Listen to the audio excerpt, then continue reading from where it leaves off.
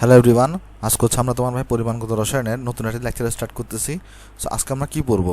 আজকে হচ্ছে আমরা গতদিন হচ্ছে আমরা যেখানে ছিলাম এরপর থেকে হচ্ছে আমরা স্টার্ট করব। আমাদের হচ্ছে যে একটা ম্যাথ বাকি ছিল, তারপরে হচ্ছে এই ম্যাথটা করার পরে হচ্ছে আমরা তোমার হচ্ছে parts per million, PPB, parts per trillion এগুলো হচ্ছে আমরা স্টার্ট করে দিব। আর এরপরে যদি আমরা হচ্ছে লিমিটিং বিক্রিয়ক পড়বো আজকে লেকচারে, আর এরপর যদি আমাদের হাতে সময় থাকে তাহলে হচ্ছে আমরা টাইট্রেশনটা স্টার্ট করে দিব। ওকে, সো তোমরা নিশ্চয়ই জানো এটা হচ্ছে আমাদের ভাই ফেসবুক গ্রুপ। তোমরা যদি এখানে কেউ জয়েন না দিয়ে থাকো তাহলে এখানে হচ্ছে তোমরা জয়েন দিতে পারো। আচ্ছা, তাহলে চলো আমরা আমাদের তাহলে প্রথম আজকে হচ্ছে ম্যাথ স্টার্ট করি। আসো, So, আমরা প্রথমে আজকে চলো এই ম্যাথটা দেখবো। এই ম্যাথটা হচ্ছে আমরা গতদিন যে লাস্ট ম্যাথটা করছিলাম না ভাই, লাস্ট ম্যাথটার একদম হুবহু প্রায় সেম টু সেম একটা ম্যাথ। চলো আমরা ম্যাথটা এখানে দেখি। এখানে দেখো আমাকে বলতেছে কি 250 ml 2 মোলার দ্রবণ তৈরি করার জন্য 40% W/W, যেটা হচ্ছে তোমার HCl, যেটার এই বড় হাতের এম দেওয়া আছে 36.5, আর এটার দেখো এখানে লেখা আছে কি 1.198 গ্রাম পার মিলিলিটার। অর্থাৎ এখানে দেখো উপরে হচ্ছে ভর আর নিচে হচ্ছে আয়তন, তার মানে এটা হচ্ছে ঘনত্ব দেওয়া আছে। আর বলছে এই দ্রবণটা তাহলে কত আয়তন প্রয়োজন হবে। সেম টু সেম ভাই আগের মতো ম্যাথ। তাহলে এটাকে আমরা কীভাবে করব? দেখো এই ম্যাথটাকে আমরা কীভাবে করছিলাম, এই ম্যাথটাকে হচ্ছে আমরা দুইটা পাত্র এনে করছিলাম। তাহলে চলো এটাকে আমরা সলিউশন করি। দেখো তাহলে আমরা যদি আরেকবার কোয়েশ্চেনের একটু করে অ্যানালাইসিস করি, এখানে দেখো বলতেছি কি তোমাকে হচ্ছে যে একটা দ্রবণ তৈরি করতে হবে, যে দ্রবণের বৈশিষ্ট্যটা কি 250 ml এবং সেই দ্রবণের ঘনমাত্রা হবে 2 মোলার। আর এই দ্রবণটা তুমি কোত্থেকে তৈরি করবা? 40% W/W HCl থেকে প্রস্তুত করবা, যেটা ঘনত্ব হচ্ছে এত। এবং জিজ্ঞেস করছে তোমাকে ওই যে এই দ্রবণটার আসলে কত আয়তন প্রয়োজন, মানে এটা জিজ্ঞেস করছে এই দ্রবণের কত আয়তন প্রয়োজন। আয়তনটা কার আয়তন জিজ্ঞেস করছে? দ্রবণের কত আয়তন তোমার হচ্ছে প্রয়োজন। অর্থাৎ তোমাকে তাহলে কী বাইর করতে হবে? ভি অফ দ্রবণ বাইর করতে হবে।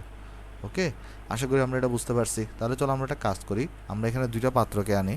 সাপোজ এটা হচ্ছে আমার একটা পাত্র, আর তোমার ধরো আমি যদি আরেকটা অন্য কালারে যদি আরেকটা পাত্র আনি, সাপোজ এটা হচ্ছে আমার আরেকটা পাত্র, এটা হচ্ছে আমার আরেকটা পাত্র। আচ্ছা, এখানে দেখো তাহলে আমাকে বলতেছে কি এখানে এখানে আমাকে হচ্ছে যে দেখো বলতেছে হচ্ছে যে ভাই তোমার 250 ml 2 মোলার দ্রবণ তৈরি করার জন্য, তার মানে আমাকে একটা দ্রবণ তৈরি করতে হবে HCl এর। তাহলে আমাকে কী করতে হবে ভাই? একটা HCl এর একটা দ্রবণ প্রস্তুত করা লাগবে। এই দ্রবণের বৈশিষ্ট্যটা কি? এই দ্রবণের আয়তন হইতে হবে আমার কাছে কত মোল বলো তো? 250, আয়তন হইতে হবে 250 মিলিলিটার, এবং ঘনমাত্রা হইতে হবে কত মোলার? 2 মোলার। ওকে, আর এটাকে তুমি কোত্থেকে তৈরি করবা? 40% W/W HCl থেকে। অর্থাৎ এটাকে প্রস্তুত করবা 40% W/W HCl থেকে। আর এইটার আরেকটা কী বৈশিষ্ট্য দেওয়া আছে তোমার কাছে এখানে? এটার হচ্ছে ভাই তোমার দেখো ঘনত্ব দেওয়া আছে। এটার তোমার কাছে এখানে দেওয়া আছে কি রো দেওয়া আছে। রো কত এখানে? রো দেওয়া আছে 1.198 গ্রাম পার মিলিলিটার। অর্থাৎ তোমাকে তাহলে যেটা করা লাগবে, এই দ্রবণ থেকে হচ্ছে আমি HCl নিয়ে আমি হচ্ছে এখানে ফিল আপ করবো এটাতে। অর্থাৎ আমি এখান থেকে নিয়ে এখানে আমি হচ্ছে ফিল আপ করবো। ওকে, এই কাজটা আমি এখানে করব। অর্থাৎ আমার কাছে আমি যদি কালারিং করে দেখাই তাহলে এখানে কি হবে? এখান থেকে দ্রবণ হচ্ছে আমার এখানে যাবে। ওকে, অর্থাৎ তীর চিহ্ন দিয়ে দেখাইলে এই দিক থেকে হচ্ছে আমার এদিকে দ্রবণ আসবে। আর এখান থেকে যখন আমার দ্রবণ আসবে তখন কি পরিমাণ আয়তন এটার লাগবে এই দ্রবণের, সেটাই হচ্ছে আমাকে এখানে বের করতে হবে। তাহলে আমরা গত অঙ্কটাতে কী করছিলাম? ফার্স্টে আগে দেখছিলাম আমার আসলে কত কত মোল HCl প্রয়োজন। দেন আমি বলছিলাম আমার যত মোল প্রয়োজন ঠিক তত মোল এখান থেকে সাপ্লাই করতে হবে। তারপর এখান থেকে হচ্ছে আমরা কত কত ভর প্রয়োজন সেটা আমরা বের করতে পারবো মোল সংখ্যা থেকে। আর ওই ভর থেকে হচ্ছে আমরা দ্রবণের ভর বের করতে পারবো। দ্রবণের ভর থেকে হচ্ছে আমরা দ্রবণের আয়তন বের করতে পারবো। এটা হচ্ছে আমাদের ফ্লো চার্ট ছিল। তাহলে চলো আমরা তাহলে প্রথমে বের করে ফেলি কি আমার কাছে হচ্ছে যে এত আয়তন এবং এত ঘনমাত্রা দরকার। তাহলে হচ্ছে যে আমার কাছে n কতটুকু প্রয়োজন, n প্রয়োজন। তাহলে এটা ইকুয়াল কত হবে? ওই S ইন্টু ভি। তো S তো এখানে 2 মোলার দেওয়া আছে আর ভি দেওয়া আছে 250। সো এটাকে তোমার লিটার এককে নিয়ে যেতে হবে। সো কী করা লাগবে বলো তো? এখানে 1000 দিয়ে ডিভাইড করা লাগবে সুন্দর মতো।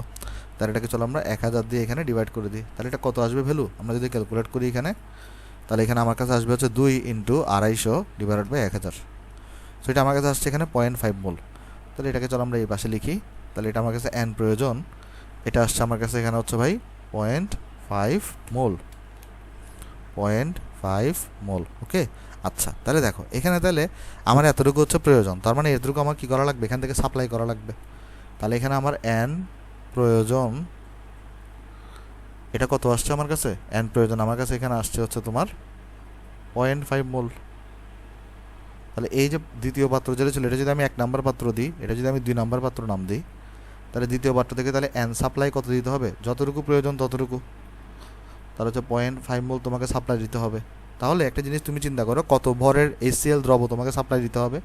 তাহলে যদি আমরা বের করতে চাই, যে আমরা জানি N supply equals to M supply divided by হচ্ছে যে বড় হাতের এম হবে, এম বাই এম হয় না, এম সাপ্লাই ডিভাইডেড বাই বড় হাতের এম হবে। তাহলে চিন্তা করে এখান থেকে যে এম সাপ্লাইটা তোমার কাছে এখানে কত আসবে, সেটা হচ্ছে ভাই এন সাপ্লাই ডিভাই ইন্টু বড় হাতের এম হবে না ভাই।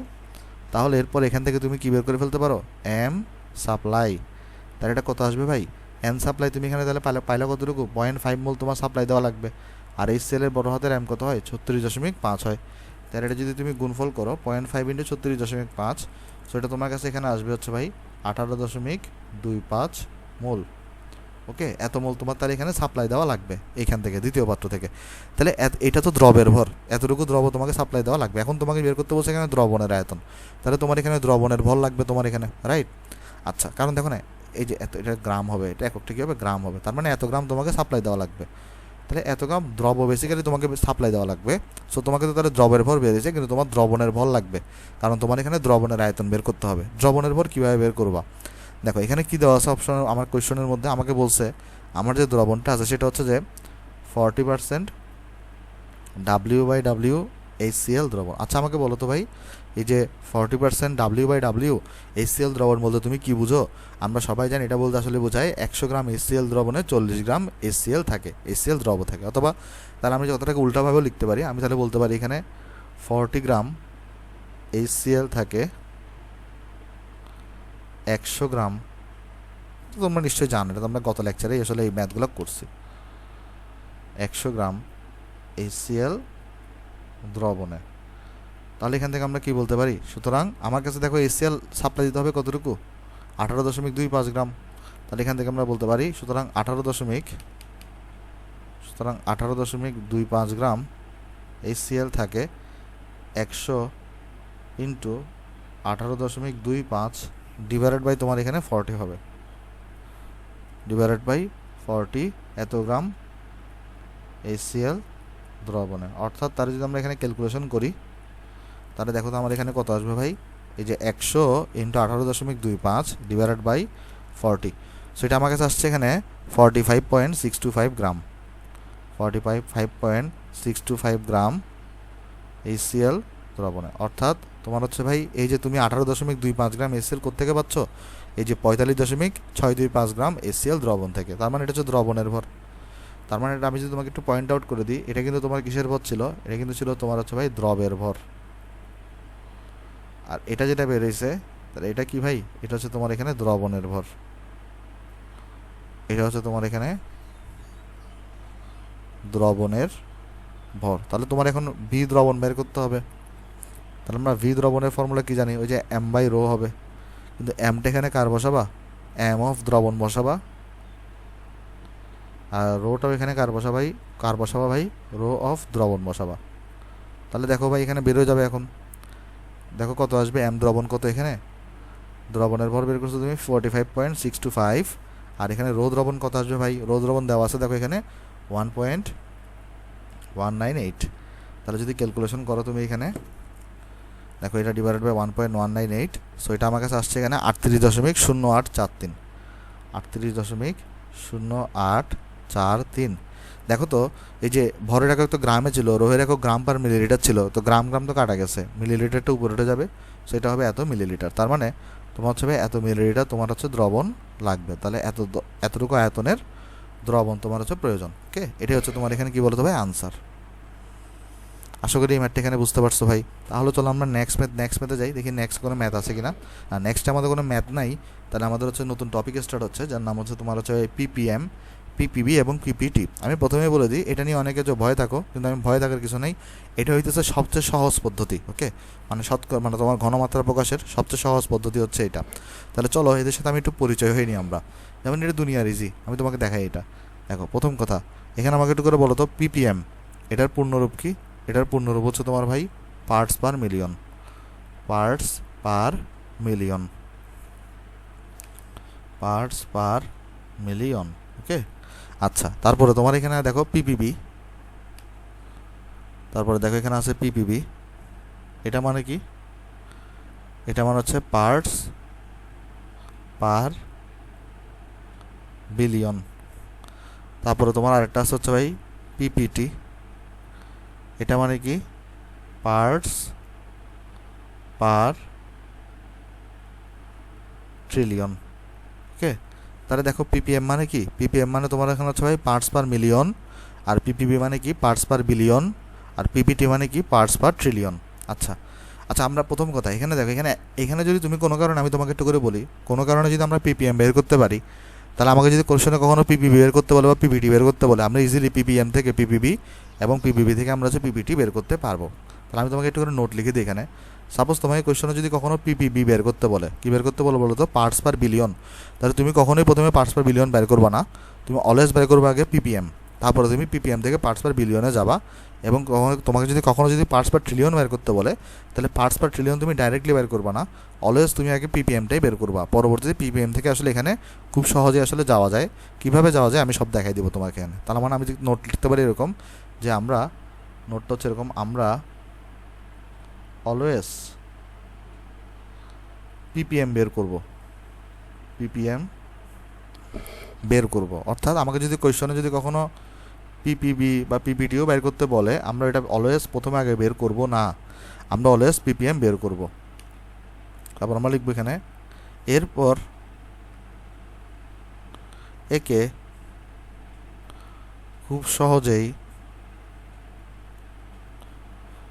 পার্টস পার বিলিয়ন কমা পার্টস পার ট্রিলিয়নে ট্রান্সফার করা যায়। অর্থাৎ ভাই সিম্পল হিসাব, তোমাকে যদি কখনো বলাবেন কী করে, ওই যে নর্মালি পিপিএমটা কিন্তু অনেকেই পড়ে যায়, কিন্তু ওই যে পিপিবি বা পিপিটি পড়ে যায় না, এই জন্য টেনশনে পড়ে যায়। ভাই টেনশনে পড়ার কিছুই নেই, তুমি একটা যদি বের করতে পারো, পিপিএম বের করতে পারলে অন্যগুলো তুমি ইজিলি ক্যালকুলেশন করতে পারবা। কীভাবে করবো আমি সব দেখাই দেবো এখানে। ওকে, সো টেনশন নেওয়ার কিছু নেই। আচ্ছা চলো তাহলে আমরা আস্তে আস্তে আলোচনা করি জিনিসটা কীভাবে হচ্ছে আমরা আগাবো। আচ্ছা প্রথমে আমাকে একটু করে বলো তো, তোমরা তো মিলিয়নিয়ার সবগুলা, তো সবাই নিশ্চয়ই জানো মিলিয়নের ব্যাপারটা জানো। আচ্ছা মিলিয়ন পার্টস পার, আমি যদি তোমাকে জিজ্ঞেস করি যে মিলিয়ন বলতে আসলে তুমি কাকে বোঝো, মিলিয়ন মানে কত সংখ্যাকে তুমি মিলিয়ন বলতে বুঝো? 1 মিলিয়ন মানে কত লাখ, 10 লাখ, তাই না? তো মিলিয়ন বলতে আমরা আসলে বুঝি 10⁶ মিলিয়ন বলতে আমরা কাকে বুঝি, 10⁶ আবার অন্যদিকে বিলিয়ন বলতে তুমি কাকে বুঝো, বিলিয়ন বলতে তুমি বুঝো হচ্ছে ভাই 10⁹ বিলিয়ন বলতে বুঝো 10⁹ আবার তুমি ট্রিলিয়ন বলতে কাকে বুঝো, ট্রিলিয়ন বলতে আসলে বোঝায় 10⁻12 ওকে, 10⁻12 দেখো আমি তোমাকে কনভার্সন এখনই শিখাচ্ছি দেখো। আচ্ছা 10⁶টাকে চাইলে কি আমরা এরকম লিখতে পারি, 10⁶ ইন্টু 10⁻3, কারণ দেখো আমরা জানি গুণফল আকারে থাকলে পাওয়ারটা কী হয়, যোগ হয়ে যায়। অর্থাৎ 10⁶কে আমরা চাইলে লিখতে পারি কত, 10⁻6, 10⁹ আমরা চাইলে লিখতে পারি 10⁶ ইন্টু 10⁻3, কারণ গুণফল আকারে আসে তখন 6 আর 3 যোগ হয়ে 9 হয়ে যাবে। ওকে, এরকম কিন্তু লেখা যায়। তাহলে দেখো তো এই যে এই জিনিসটা আছে, এটাকে তুমি মিলিয়ন বলে আসছো না, এটাকে তুমি কি বলে আসছো, মিলিয়ন বলে আসছো।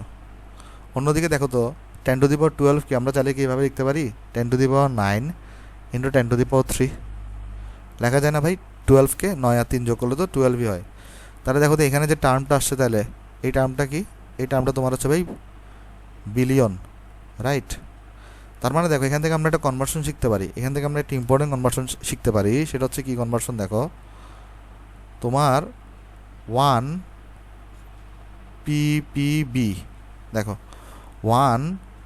1 parts per billion equals to 1 PPM, কারণ দেখো মিলিয়ন আছে, মিলিয়ন থাকলে সেটা পিপিএম বোঝায়, ইন্টু 10⁻3। অর্থাৎ তাহলে দেখো এখানে যে 1 পিপিবি মানে কি, তাহলে 1 পিপিএম ইন্টু 10⁻3। ওকে, তারপর তোমার এখানে তাহলে যদি 1 পিপিটি লিখতে চাও, এটা মানে কত, তাহলে এই যে দেখো ট্রিলিয়ন মানে কত, এই যে বিলিয়ন ইন্টু 10⁻3, অর্থাৎ 1 পিপিটি মানে হচ্ছে যে 1 পার্টস পার বিলিয়ন ইন্টু 10⁻3। এই জিনিসটা আমরা অনেক বেশি ইম্পর্টেন্স দিয়ে মনে রাখবো। তাহলে দেখো এখানে আমরা তাহলে একটা থেকে আরেকটা কনভার্সন কিন্তু শিখে গেলাম। তাহলে আমি যদি কোনো কারণে যদি পিপিএম জানি, তাহলে আমি ইজিলি পিপিএম থেকে আমি হচ্ছে যে ভাই ওই পিপিএমটাকে জাস্ট আমি 10⁻³ দিয়ে গুণ দিয়ে আমি 10⁻³ দিয়ে গুণ দিয়ে পিপিবিতে চলে যেতে পারবো। আর আমি যদি পিপিবি জানি তাহলে আমি ইজিলি 10⁻³ দিয়ে গুণ দিয়ে পিপিটিতে চলে যেতে পারবো। অথবা তুমি এখানে এটাও মনে রাখতে পারো 1 parts per trillion equals to 1 ppm into 10⁻6 হয়ে যাবে তখন, রাইট? কারণ এটাকে তুমি এই পিপিবির জায়গায় তখন তুমি এটা বসাও 10⁻³ আর 10⁻3 গুণ হয়ে 10⁻6 হবে। তো তোমার এটা মনে রাখার দরকার নেই, জাস্ট আমরা এটা মনে রাখবো। দেখো এটা কোত্থেকে আসছে, এই যে দেখো বিলিয়নকে আমরা 10⁹ লিখতে পারি, 10⁹কে 10⁶ ইন্টু 10⁻3 লেখা যায়। 10⁶ মানে হচ্ছে মিলিয়ন, তার মানে 1 parts per billion equals to 1 parts per million into 10⁻3। দেখো এখানে 10⁻3 আছে, আর এখানে এই 1 PPT equals to 1 PPB into 10⁻3। আশা করি এটা বুঝতে পারছো। তাহলে এটা খুবই ইম্পর্টেন্ট একটা আমাদের জন্য কনভার্সন হয়ে দাঁড়ালো। তাহলে আমি এটাকে ধরো বক্স করে দিই এখানে, ওকে? এটাও আমাদের জন্য ইম্পর্টেন্ট। এখন তুমি বলতে পারো এরকম যে ভাই আমি তো না হয় বুঝলাম যদি কোনো কারণে আমি পিপিএম বাইর করতে পারি, ওই পিপিএমকে 10⁻³ দিয়ে গুণ দিয়ে পিপিবি বাইর করতে পারবো। আবার যদি কোনো কারণে আমি পিপিবি বাইর করতে পারি তাহলে ওই পার্টস পার বিলিয়নকে আমি 10⁻³ দিয়ে গুণ করে পার্টস পার ট্রিলিয়ন বাইর করতে পারবো। কিন্তু আমাকে তো আগে পিপিএম বাইর করতে হবে। দেখো জিনিসটা বুঝো, যদি তুমি এটা জানো তাহলে তুমি পিপিবি বাইর করতে পারবা, যদি তুমি এটা জানো তাহলে তুমি পিপিটি বাইর করতে পারবা। কিন্তু তোমাকে তো আগে পিপিএম জানতে হবে। তাহলে ভাই পিপিএমটা আমরা কীভাবে বাইর করবো, পিপিএমটা আমরা কীভাবে বাইর করবো? চলো আমি তোমাকে পিপিএমের জন্য ফর্মুলা দেখে দিই। এখানে 1 ppm মানে মনে রাখবা 1 ppm এটা মানে মনে রাখবা 1 মিলিগ্রাম পার লিটার। দেখো অলওয়েজ কি মনে রাখবে এখানে 1 ppm মানে কত, 1 ppm মানে হচ্ছে যে 1 মিলিগ্রাম পার লিটার। তাহলে কি মনে রাখবো ভাই, 1 ppm মানে হচ্ছে আমার 1 মিলিগ্রাম পার লিটার। এখান থেকে হচ্ছে আমরা ইজিলি তোমার ক্যালকুলেশন করতে পারবো। এখন তুমি প্রশ্ন করতে পারো ভাই 1 ppm মানে 1 মিলিগ্রাম পার লিটার কোত্থেকে আসছে, সব দেখাবো জিনিসটা, একটু ধৈর্য ধরো জাস্ট। তার মানে এখান থেকে দেখো আমরা এই যে দেখো পিপিএম বের করে তাহলে সিস্টেম আমরা কি শিখতেছি, অলওয়েজ মনে রাখবা ভাই 1 ppm মানে হচ্ছে যে 1 মিলিগ্রাম পার লিটার। তাহলে চলো আমরা একটু করে দেখানোর চেষ্টা করি এখানে যে পিপিএম মানে এটা 1 ppm মানে 1 মিলিগ্রাম পার লিটার কীভাবে হয়েছে। দেখো তো পিপিএম জিনিসটা কি, এই যে পার্টস পার মিলিয়ন, তার মানে কয়টা পার্ট আছে একটা মিলিয়নের মধ্যে।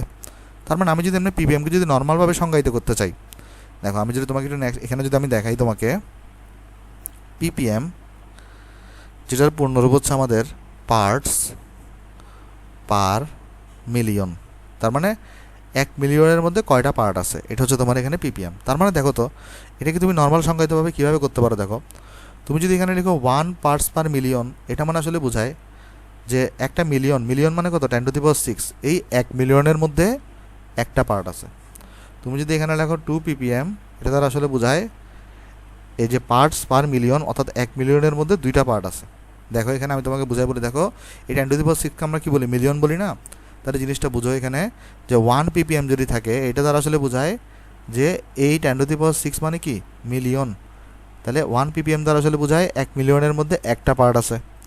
2 ppm দ্বারা বোঝায় 1 মিলিয়নের মধ্যে 2টা পার্ট আছে।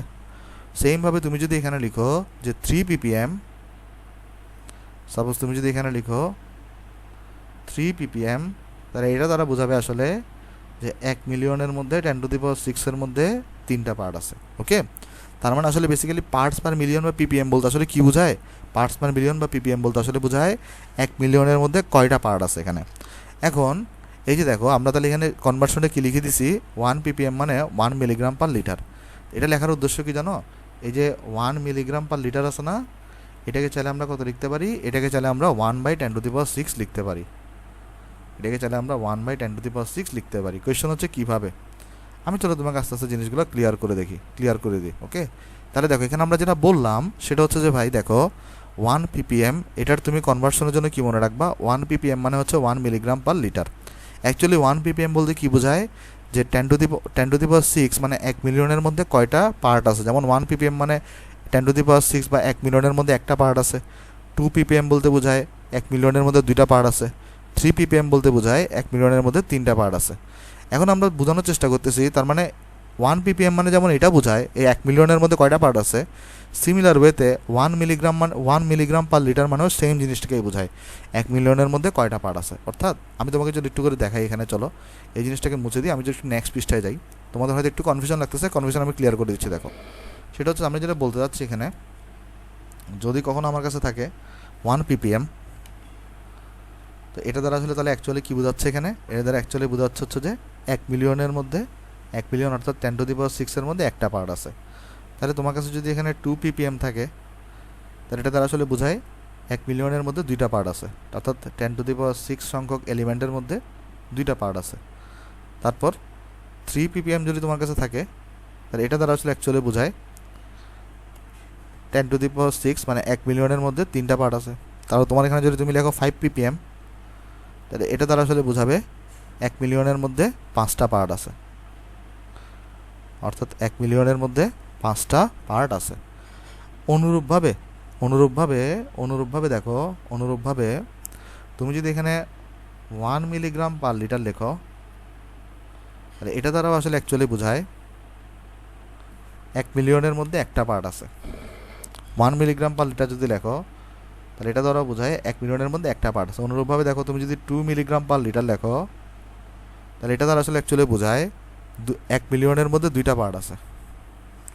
এটা দ্বারা আসলে বোঝায় পুরো 1 মিলিয়নের মধ্যে 2টা পার্ট আছে। সিমিলার ওয়েতে 3 মিলিগ্রাম পার লিটার, এটা দ্বারা অ্যাকচুয়ালি আসলে বোঝায় 1 মিলিয়নের মধ্যে 3টা পার্ট আছে। অনুরূপভাবে 5 মিলিগ্রাম পার লিটার যদি লেখো, এটা দ্বারা আসলে অ্যাকচুয়ালি বোঝায় 1 মিলিয়নের মধ্যে 5টা পার্ট আছে। ওকে, সো এইখানে যদি দেখো দোনোটাই আসলে সেম জিনিসকে নির্দেশ করতেছে, এই যে মিলিগ্রাম পার লিটার আর ppm যেহেতু সেম জিনিসকে নির্দেশ করতেছে, তাই এখান থেকে আমরা লিখে দিতে পারি যে 1 ppm মানে হচ্ছে আমার 1 মিলিগ্রাম পার লিটার।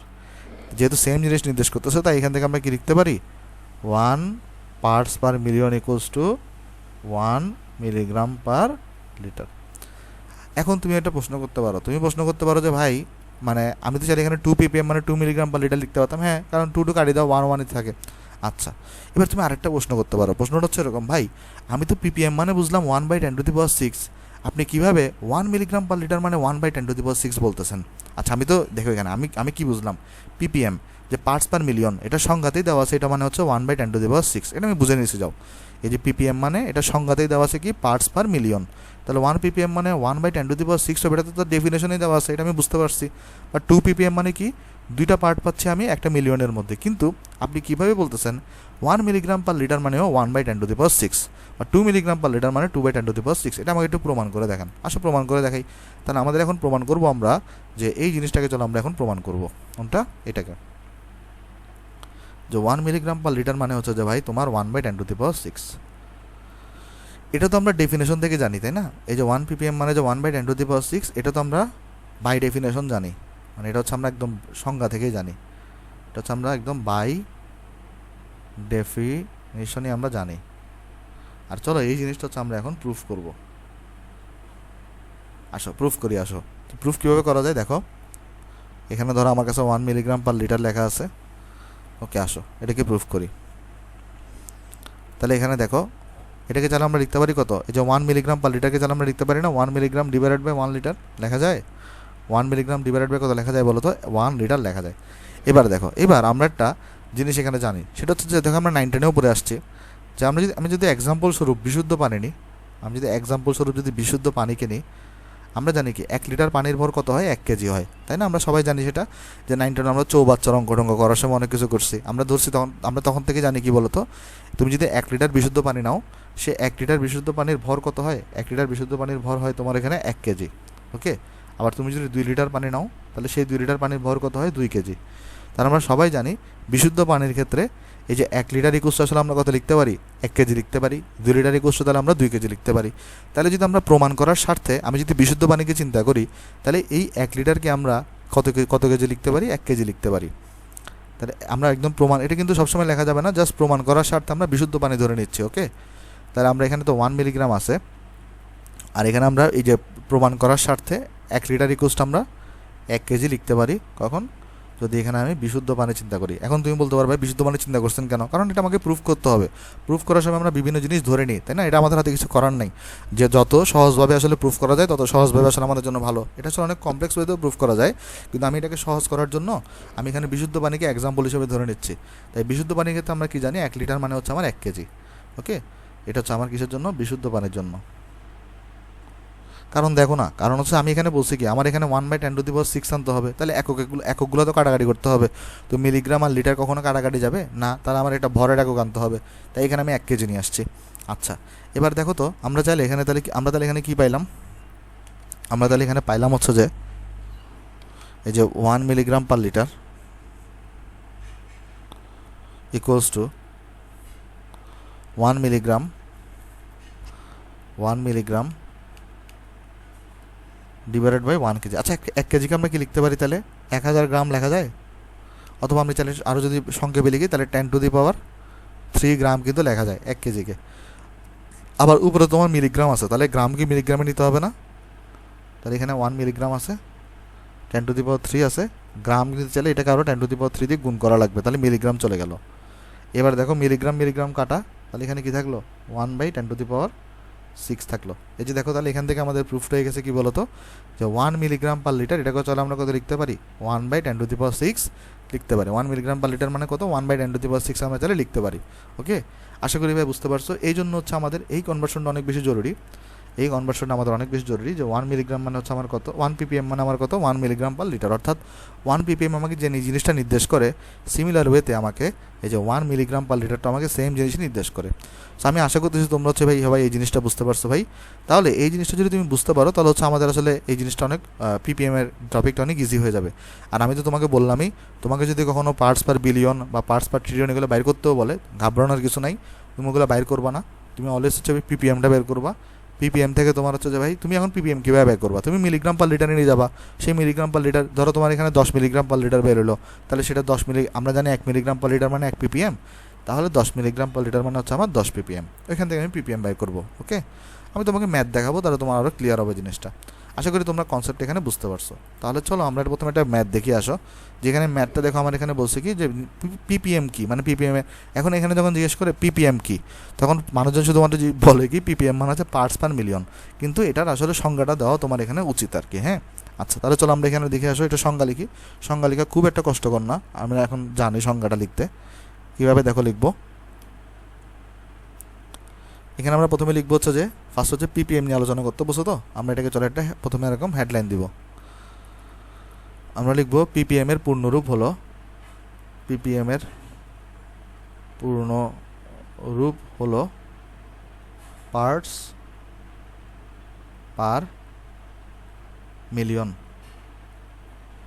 আচ্ছা, এরপর আমরা কি লিখবো, এরপর আমরা লিখবো হচ্ছে এরকম যে নির্দিষ্ট তাপমাত্রায়, এখন তুমি প্রশ্ন করতে পারো ভাই নির্দিষ্ট তাপমাত্রা কথাটা কেন বলতেছেন। দেখো, ppm মানে কি ছিল তোমার এখানে, ppm মানে ছিল হচ্ছে তোমার এখানে মিলিগ্রাম পার লিটার। লিটার কিসের একক হয়, আয়তনের একক হয়, আয়তন আছে মানে সেখানে তাপমাত্রা ডিপেন্ডেন্ট। সো ppmটা তোমার ঘুরে ফেরে কি বলতো তাপমাত্রা ডিপেন্ডেন্ট হবে। ওকে, সেটা আমি লিখে দিব পরে, তাই একটু জাস্ট মনে রাখবা। তাহলে নির্দিষ্ট তাপমাত্রার কথা লিখতে হবে, তাহলে এখানে আমরা লিখবো নির্দিষ্ট তাপমাত্রায়। ওই যে দেখো তো 1 ppm মানে কি ছিল 1 মিলিগ্রাম পার লিটার ছিল না, তাহলে আমরা এখানে বলতে পারি নির্দিষ্ট তাপমাত্রায় 1 লিটার দ্রবণে যত মিলিগ্রাম দ্রবীভূত থাকে তাকে ওই দ্রবণের ppm বলে। ওকে, আচ্ছা, তাহলে দেখো এখানে তোমার এখানে তাহলে ppm আমরা সংজ্ঞাটা কি লিখলাম, নির্দিষ্ট তাপমাত্রায় 1 মিলিলিটার দ্রবণে যত মিলিগ্রাম দ্রবীভূত থাকে তাকে ওই দ্রবণের ppm বলে। যেমন দেখো আমরা সবাই কি জানি যে 1 ppm equals to 1 milligram per litre. এই যে দেখো এখান থেকে আমরা দেখছি যে 1 লিটার দ্রবণে যত মিলিগ্রাম দ্রবীভূত থাকে, তাহলে 1 মিলিগ্রাম দ্রবীভূত থাকলে সেটাকে আমরা 1 ppm বলবো, 2 মিলিগ্রাম থাকলে সেটাকে আমরা 2 ppm বলবো। ওকে, এইভাবে করে আমরা সংজ্ঞাটা এখানে দিয়ে দিচ্ছি। সো আমরা এরপর এখানে এই ফর্মুলাটা এখানে দেখা দিতে পারি স্যারদের সুবিধার জন্য, তাহলে স্যার বুঝবে আসলে তুমি বুঝে লিখছো। ওকে, আশা করি এটা বুঝতে পারছো ভাই, আশা করি এটা বুঝতে পারছো। তাহলে চলো এরপরেরটা দেখি আমরা এখানে আসো।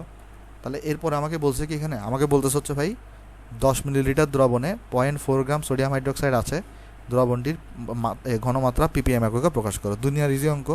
তোমার এখানে কি বলছে দেখো, এখানে কি বলে দিচ্ছে দেখো, এখানে বলছে 10 মিলিলিটার দ্রবণে, তাহলে দ্রবণের আয়তন কতটুকু 10 মিলিলিটার।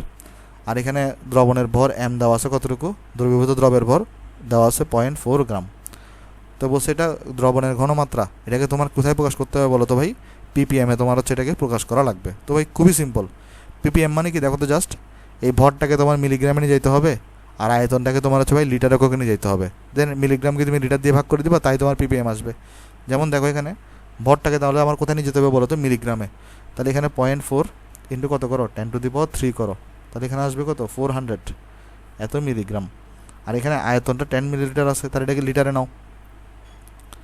তাহলে 10-এর সাথে তাহলে 10⁻³ গুণ দাও, তাহলে এটা 0.01 লিটার আসা উচিত। তাহলে দেখো এখানে এই যে আমার ভর চলে আসছে তাহলে এখানে মিলিগ্রামে, আর এখানে আমার আয়তনে চলে আসছে কোথায় বলো তো? লিটার এককে।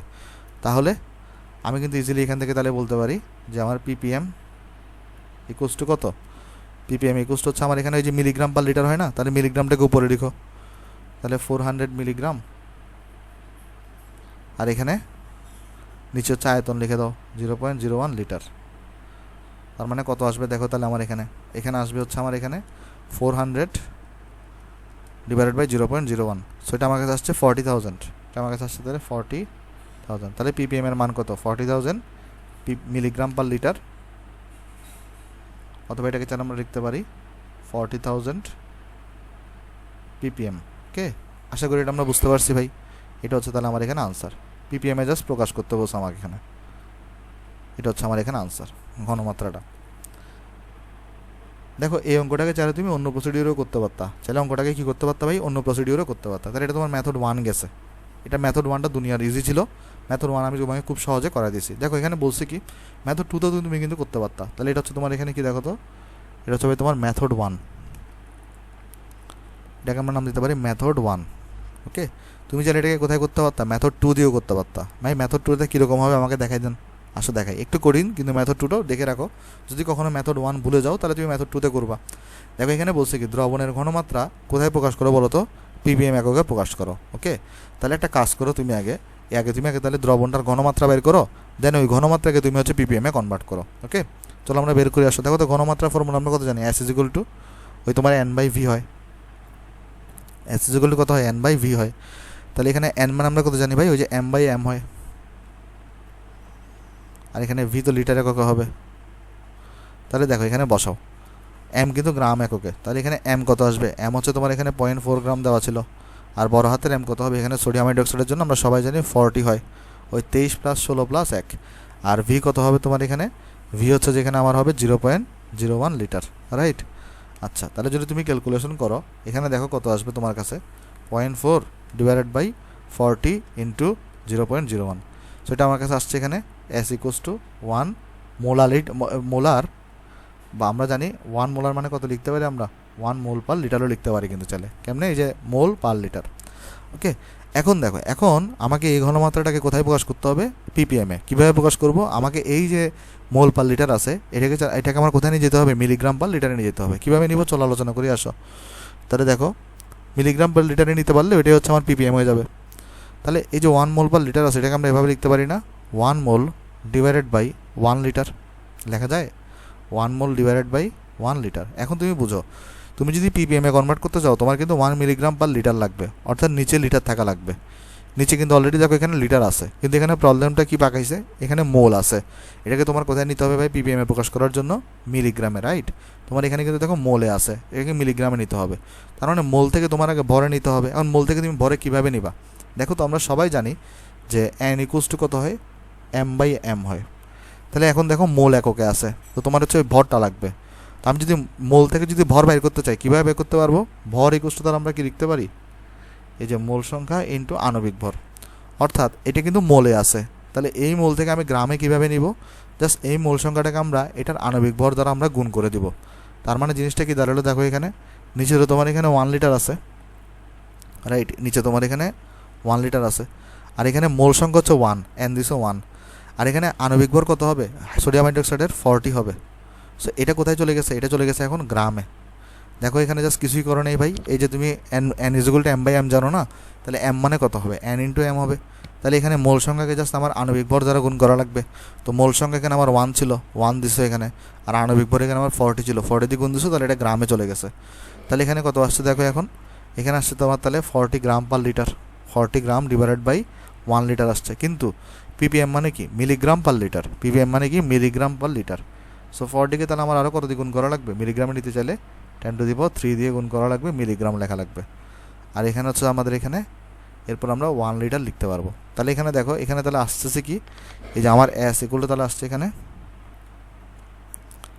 40,000 মিলিগ্রাম পার লিটার। আর আমরা সবাই জানি 1 মিলিগ্রাম পার লিটার মানে হচ্ছে যে 1 ppm, তাহলে 40,000 ppm। সো এটা হচ্ছে আমার এখানে আনসার। ওকে, সো আশা করি তুমি দেখো দোনোটাতে কিন্তু সেম আনসারই আসছে, সেম আনসারই আসবে এটা। আশা করি তুমি জিনিসটা এখানে বুঝতে পারছো। তাহলে চলো এটাকে আমরা আনসার লিখে দিই এখানে, সাদা করে দিই কলম। এটা হচ্ছে আমার এখানে আনসার। ওকে, আচ্ছা তাহলে আমরা নেক্সট অঙ্কে যাই ভাই। নেক্সট অঙ্কটা দেখো সিমিলার অঙ্ক। আমাকে বলছে কি এখানে, আমাকে বলতেছে যে 0.01 মোলার মানে ঘনমাত্রা এস দেওয়া আছে সোডিয়াম হাইড্রোক্সাইডের ঘনমাত্রাকে ppm এককে প্রকাশ করো। এটা তুমি মাত্র দেখে আসছো, এখন ইজিলি তুমি নিজেই করতে পারবা প্রসিডিউরে। একটা জিনিস দেখো এখানে, এখানে তুমি মেথড 1-এ করবা নাকি মেথড 2-তে করবা। দেখো মেথড 1-এ তুমি কখন পুট করতে পারবা, যখন তোমাকে আয়তনে দেওয়া থাকবে, ভরও দেওয়া থাকবে। এখানে তোমার কাছে ঘনমাত্রা দেওয়া আছে, আয়তন বা ভর কিন্তু তোমার এখানে কোনো কিছু দেওয়া নাই। সো মেথড 1-এ তুমি এটা করতে পারবা না। তোমাকে এটা কোথায় করতে হবে, যে ঘনমাত্রা সিস্টেমে করতে হবে, অর্থাৎ মেথড 2-তে করতে হবে। তাহলে এখানে দেখো এস মানে আমরা তাহলে এখানে কী দেওয়া আছে, এখানে আমার এস দেওয়া আছে হচ্ছে আমার 0.01 মোলার। ওকে, তো এই 0.01 মোলারকে তাহলে আমরা কি লিখতে পারি, 0.01 আমরা জানি 1 মোলারকে লেখা যায় 1 মোল পার লিটার, লেখা যায় না জিনিসটা। দেখো আমরা সবাই জানি সেটা। তো এটাকে তাহলে আমরা কি লিখতে পারি, 0.01 mole divided by 1 litre, 0.01 mole divided by 1 litre. তাহলে দেখো তো এবারে এই ক্ষেত্রে তাহলে এগুলো তো আমার এস বেরিয়েছে এখানে, এটা আমার এস, এটা আমার এস। এবারে দেখো আমার তো পিপিএমে নিতে হবে, তো পিপিএম মানে কি মিলিগ্রাম পার লিটার। আমি মোল থেকে ভরে কীভাবে নিব, আমরা সবাই জানি n ইকুয়াল টু হচ্ছে m/m। তাহলে আমার হচ্ছে ভরে নিতে হবে, তাহলে হচ্ছে আমার n ইন্টু বড় হাতের m। তার মানে এই যে মূল সংখ্যা যেটা আছে, তাহলে এখানে মূল সংখ্যা কত, মূল সংখ্যা হচ্ছে তোমার এখানে 0.01, সেটাকে তোমার কত দ্বিগুণ করা লাগবে, আণবিক ভর দ্বিগুণ করা লাগবে। এখন আমরা সবাই জানি সোডিয়াম হাইড্রোক্সাইডের ক্ষেত্রে এটার আণবিক ভর বড় হাতের m কত হয়, 40 হয়। সেখানে তাহলে 40 দিয়ে গুণ করো, আর এখানে 1 লিটার আছে। তাহলে এখানে এটা কোথায় চলে গেছে, এটা বলো তো, এটা গ্রামে চলে গেছে।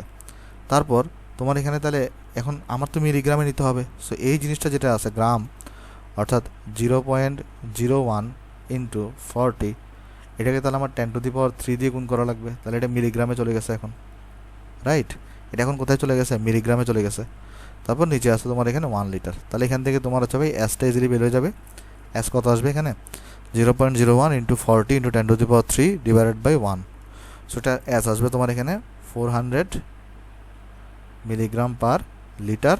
আর তোমাকে এটা ppm-এ প্রকাশ করতে হবে। স্যার আমরা সবাই জানি 1 মিলিগ্রাম পার লিটার মানে 1 ppm। So 400 ppm। ওকে, এটা হচ্ছে তোমার এখানে আনসার। আশা করি এটা বুঝতে পারছো ভাই। সো তোমাকে এখন যদি কোশ্চেনে যদি কোনো কারণে যদি পার্টস পার বিলিয়ন বের করতে বলতো, তখন তুমি কি করতে, এখানে যদিও এখানে বলে নাই, তুমি জাস্ট এই ppmটাকে তখন 10⁻³ দিয়ে গুণ দিয়ে দিতা। আর তোমাকে যদি পার্টস পার ট্রিলিয়ন বের করতে বলতো, তাহলে এই ppmটাকে তুমি তখন 10⁶ দিয়ে গুণ দিতা। আর ppbকে গুণ করলে 10⁻³ দিয়ে গুণ করতে হইতো। ওকে, আশা করি তুমি এটা তো নিজেই পারবা। সো আমি আশা করতেছি তোমরা, আচ্ছা যদিও এখানে আমি একটু করে দিই জিনিসটা। আসো, তো যদি আমি এটাকে ppbতে বের করতাম, যদিও এটা আমাকে কোয়েশ্চনে বলে নাই, তো যদি আমরা এখানে এটাকে পার্টস পার বিলিয়নে বের করতাম, কত আসতো এটা, এসগুলো তাহলে এখানে আমার 400 ppm আসছে। তাহলে পার্টস পার বিলিয়নে করার জন্য জাস্ট হচ্ছে আমার এখানে এই 400কে তাহলে 10⁻³ দিয়ে গুণ দিতে হইতো, আর এটা চলে যেত তাহলে ppbতে। তাহলে এখানে আসতো আমার এখানে 4 ইন্টু 10⁵ ppb। আর তুমি যদি এটাকে pptতে ট্রান্সফার করতে চাইতা, পার্টস পার ট্রিলিয়নে, খুবই সিম্পল ভাই। এখানে তোমার ধরো 4 ইন্টু 10⁵ ppb আসছে, তুমি এটাকে জাস্ট 4 ইন্টু 10⁵কে তুমি জাস্ট 10⁻³ দিয়ে গুণ দিতা, আর এখানে এটা চলে যেত কোথায়, pptতে। আর তোমার তখন এখানে হয়তো 4 ইন্টু 10⁸ পার্টস পার ট্রিলিয়ন। ওকে, সো যদি তোমার কোশ্চেনে বলে নেই, তারপর আমরা এখানে শিখে রাখলাম এটা। আচ্ছা, আশা করি তুমি এই জিনিসটা এখানে সবাই বুঝতে পারছো ভাই। ওকে, তাহলে আমাদের এখানে ppm-এর পার্টটা মোটামুটি শেষ। আমরা এখন আলোচনা করবো মেবি লিমিটিং বিক্রিয়ক নিয়ে। হ্যাঁ, লিমিটিং বিক্রিয়ক। আসো, তাহলে আমরা প্রথমে আলোচনা করবো এই লিমিটিং বিক্রিয়ক নিয়ে। তো লিমিটিং বিক্রিয়ক জিনিসটা কি, যে বিক্রিয়ক তোমার কি হয় ভাই বলতো, কোনো একটা বিক্রিয়ার মধ্যে তাড়াতাড়ি শেষ হয়ে যায়, তাহলে সেটাকে আমরা বলি কি বলতো, লিমিটিং বিক্রিয়ক। তাহলে চলো আমরা লিমিটিং বিক্রিয়কের আগে ডেফিনেশনটা লিখি। তাহলে এখানে আমরা বলতে পারি এখানে এরকম যে দাঁড়াও সাদা কালি দিয়ে লিখে আমরা বলতে পারি যে বিক্রিয়ক তাড়াতাড়ি শেষ হয়ে যায়, যে বিক্রিয়ক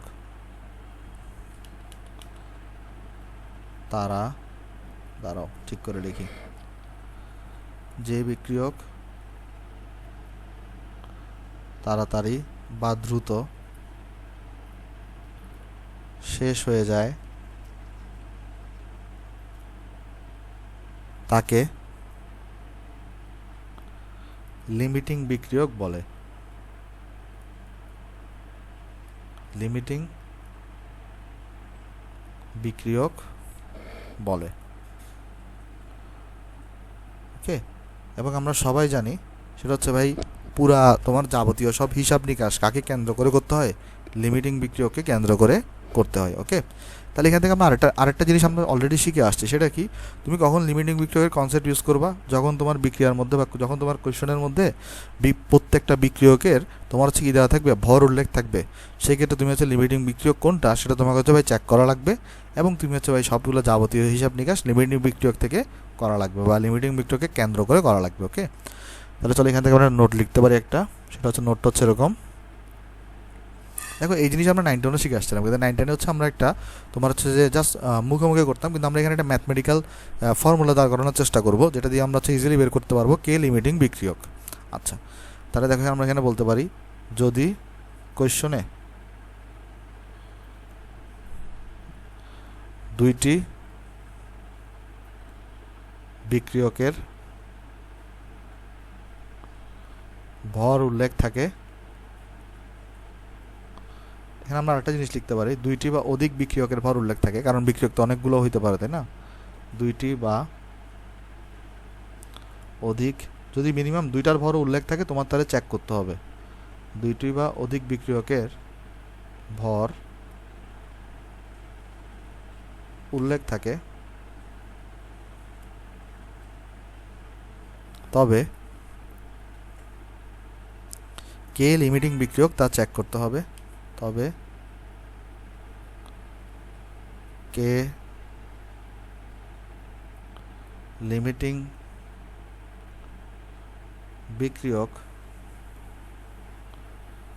তা চেক করতে হবে, কে লিমিটিং বিক্রিয়ক তা চেক করতে হবে, এবং বিক্রিয়ার যাবতীয় হিসাব নিকাশ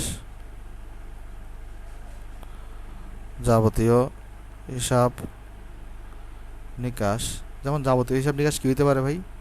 যেমন হতে পারে তোমার হচ্ছে যে ভাই সাপোজ ধরো স্টয়কিওমেট্রির যে হিসাবগুলো আছে, স্টয়কিওমেট্রি এই যে হিসাবগুলো আছে, এগুলা তোমার কার রেসপেক্টে করতে হবে? যাবতীয় হিসাব নিকাশ, স্টয়কিওমেট্রি হিসাব নিকাশগুলা লিমিটিং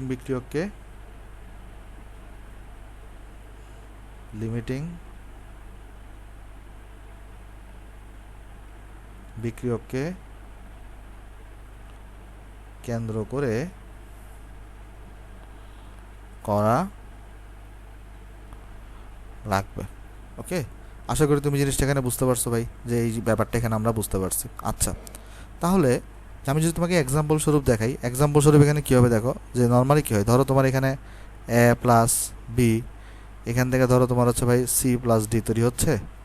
যদি কোনো কারণে ধরো এখানে এটার ভরও দেওয়া আছে কোয়েশ্চনে এম অফ এ, আবার এটার ভরও তোমাকে দেওয়া আছে তখন এম অফ বি, তোমাকে সাপোজ ধরো তখন এই এম অফ ডি বাইর করতে বসে, তাহলে এখন এম অফ ডি কি তুমি এম অফ এ এর রেসপেক্টে বাই করবা না এম অফ বি এর রেসপেক্টে বাই করবা? তোমার তখন আসলে চেক করে দেখা লাগবে কে লিমিটিং বিক্রিয়ক, অর্থাৎ এখানে আমার চেক করে তখন দেখা লাগবে এই এ এবং এই বি, এই দুইটার মধ্যে কে লিমিটিং বিক্রিয়ক, এটার মধ্যে কে লিমিটিং বিক্রিয়ক বা লিমিটিং রিঅ্যাক্ট্যান্ট। দেন যে লিমিটিং বিক্রিয়ক হবে, সাপোজ তোমার যদি ভাই এখানে এ যদি কি হয়, এ যদি তোমার এখানে লিমিটিং বিক্রিয়ক হয়,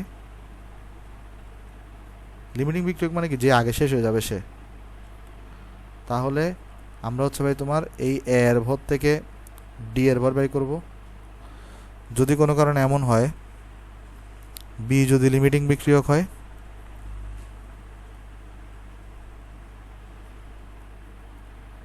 তাহলে আমরা বি এর ভর থেকে ডি এর ভর বাই করবো। এখন তুমি প্রশ্ন করতে পারো ভাই তাহলে যে লিমিটিং বিক্রিয়ক তার থেকে কেন আমরা বাই করতেছি? কারণ যে লিমিটিং বিক্রিয়ক সেই সম্পূর্ণভাবে বিক্রিয়া অংশগ্রহণ করছে। তো ধরো একটা তোমাকে বললো এখানে যে তোমার একটা বিক্রিয়ক অংশগ্রহণ করেই নেই, তো সেটা দিয়ে তুমি কিভাবে উৎপাদ হিসাব করবা, তাই না? তাকে তো উৎপাদ হিসাব করতে হলে তাকে তো তোমার আগে যে অংশগ্রহণ করছে তার রেসপেক্ট হিসাব করতে হবে। ওকে, আশা করি আমরা এটা জিনিসটা বুঝতে পারছি। তাহলে চলো আমরা হচ্ছে যে এরপরে কিছু এক্সাম্পলে চলে যাই, তাহলে তোমার হচ্ছে আরও ক্লিয়ারলি বুঝতে সুবিধা হবে এবং আমরা ফর্মুলা দাঁড় করানোর চেষ্টা করি। আসো লিমিটিং বিক্রিয়কে ধরো আমি একটা এক্সাম্পল নিই এখানে। হ্যাঁ, এক্সাম্পলটা কীরকম এখানে দেখো, সাপোজ তোমাকে এখানে কোয়েশ্চনে বলে দিল যে একটা পানি উৎপাদনের একটা বিক্রিয়া আছে 2H2 প্লাস এখানে অক্সিজেন, তারপর তোমার এখান থেকে সাপোজ ধরো বলে দিল তোমার এখানে H2O তৈরি হচ্ছে, 2H2O তোমার কাছে এখানে তৈরি হচ্ছে। ওকে, তোমাকে এখানে কোয়েশ্চনে বলে দিল, তোমার কাছে এখানে কোয়েশ্চনে বলে দিল যে তোমার কাছে এখানে 10 গ্রাম হাইড্রোজেন আছে, আবার তোমার কাছে কোয়েশ্চনে বলে দিল 20 গ্রাম অক্সিজেন আছে, আর তোমাকে বললো এই দুইটা থেকে কত গ্রাম পানি তৈরি হবে।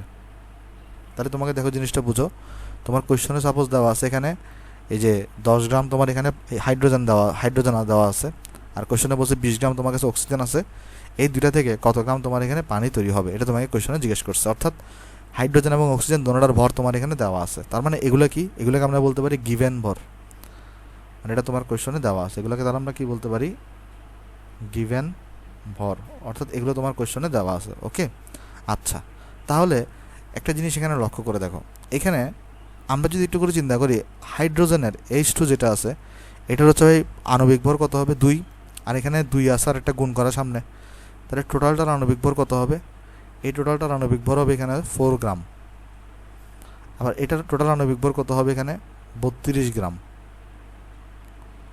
আবার এটার আণবিক ভর কত হবে এখানে, এটার আণবিক ভর তোমার এখানে হবে হচ্ছে যে তুমি যদি হিসাব করো এখানে এটার আণবিক ভর লাগবে না আসলে, কিন্তু আমরা জানি 36 গ্রাম হয়, কিন্তু এটার আণবিক ভর দিয়ে আমাদের কোনো কাজ নাই। তাহলে দেখো এখানে আমি তোমাকে একটু করে বুঝাই, এখানে সাপোজ এখানে এই হাইড্রোজেনকে তুমি এ নামের একটা বিক্রিয়ক নাম দিলে, একটা কাজ করি আমরা এটাকে চলো আমরা একটু সামান্য নিচে নামাই। হ্যাঁ, আমাদের একটু লাগবে তো সামান্য আমরা নিচে নামাই। ধরো হাইড্রোজেনকে তুমি এ নামের একটা বিক্রিয়ক হিসেবে নাম দিছো, অক্সিজেনকে তুমি বি নামের একটা বিক্রিয়ক হিসেবে নাম দিছো। ওকে, তাহলে হাইড্রোজেনকে তুমি কি বলতেছো এ নামের একটা বিক্রিয়ক, আর অক্সিজেনকে তুমি সাপোজ বলতেছো বি নামের একটা বিক্রিয়ক। আচ্ছা, তাহলে এখানে ঠিক খেয়াল করে দেখো এখানে 10 গ্রাম এই জিনিসটা কি হাইড্রোজেনের গিভেন ভর, এই হাইড্রোজেনের মানে অথবা আমরা বলতে পারি এটাকে এর গিভেন ভর, রাইট? এটাকে আমরা কি বলতে পারি, হাইড্রোজেনকে আমরা কি ধরে নিছি, এ ধরে নিছি না এখানে। তাহলে দেখো এখানে আমরা এখানে কোশ্চেন লিখতে পারি কি হাইড্রোজেনের গিভেন ভর, মানে যেটা কোশ্চেনে দেওয়া আছে এটাকে আমরা কত বলছি ভাই, এটাকে আমরা বলছি হচ্ছে তোমার এখানে 10 গ্রাম, তার মানে এটা হাইড্রোজেনের গিভেন ভর তোমার কোশ্চেনে দেওয়া ছিল, আর হাইড্রোজেনকে আমরা এখানে কি বলছি এ বলছি, রাইট? হাইড্রোজেনকে আমরা এখানে কি বলছি দেখো এখানে এই যে এ বলছি এখানে। তাহলে এর গিভেন ভরকে বেসিক্যালি হচ্ছে আমরা যেটা আমাদের জেনারেল, এটা তো আমরা একটা বিক্রিয়া দিয়ে বোঝাচ্ছি, আমি একটা জেনারেল যদি ফরম্যাটে যাই বেসিক্যালি হচ্ছে আমরা এর গিভেন ভর এই জিনিসটাকে হচ্ছে আমরা এম অফ এ জি দিয়ে প্রকাশ করে থাকি। অন্যদিকে দেখো তো এখানে অক্সিজেনের গিভেন ভর কত, O2 এর গিভেন ভর, O2 এর যদি তুমি এখানে গিভেন ভর বাই করতে চাও, দেখো O2 এর গিভেন ভর তোমার এখানে 20 গ্রাম, তো O2 মানে এখানে আসলে কোনটা বি, কারণ দেখো অক্সিজেনকে আমরা এখানে বি নাম দিছি, তাইলে বি এর গিভেন ভর এটাকে হচ্ছে আমরা এমবি অফ জি দিয়ে নামকরণ করি। হয়তো তোমার কাছে প্রথম একটু কঠিন লাগতেছে ভাই, কিন্তু আমি তোমার এটা বলতেছি এটাই দুনিয়ার সবচেয়ে সহজ নিয়ম। তোমার হচ্ছে যদি তুমি যখন ম্যাথ করবো দুই একটা তোমার কাছে দেখবে ইজি হয়ে যাচ্ছে। ওকে, কারণ লিমিটিং বিক্রিয়কের ম্যাথগুলো তুমি যদি ফর্মুলা ইউজ করে না করো তোমার অনেক সময় নষ্ট হবে। হ্যাঁ, তোমার কাছে মনে হবে যে ভাই কেন 9টা তো সময় নষ্ট হয় নাই, 9টা তো আমরা ইজিলি পারছি, কিন্তু তোমার এখানে বেশ কিছু বড় বড় ম্যাথ থাকবে। যদি তোমার ওই বড় ম্যাথ থাকে তখন তুমি 9-10 প্রসিডিউর আগেলে তোমার আসলে একটু সময় বেশি নষ্ট হবে। ওকে, আমার কথা বিশ্বাস করে অন্তত এই রুলসটা শিখো আসো।